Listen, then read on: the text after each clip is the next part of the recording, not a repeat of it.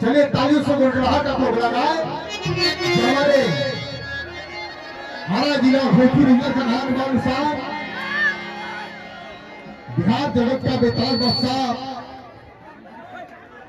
Bhojpuri film दुनिया का बेताज बादशाह, हमारे गार्जियन स्वरूप माननीय पवन भैया का आगमन हो चुका है। आप लोग एक बार जुटता ताली लगा दीजिए। क्या बात है, ऐसा मौका नहीं मिलता। आप लोग शांति बनाए, शांति बनाए। हमारे भोजपुर जिला और आरा जिला का, भोजपुरी जिला का फिल्म दुनिया का बेताज बादशाह माननीय पवन भैया का आगमन हो चुका है। आप लोग शांति बनाए, जितना ही शांति बनाएगा उतना ही मजा आएगा। आप लोगों से आगे बढ़ के आप लोग शांति बनाइए, शांति बनाइए, शांति बनाइए। आप लोग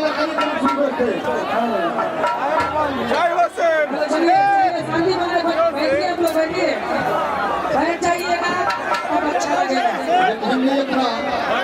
बैठ जाइए आप लोग, बैठ जाइए। आप छोड़िए, नहीं है, आप लोग शांति बनाइए।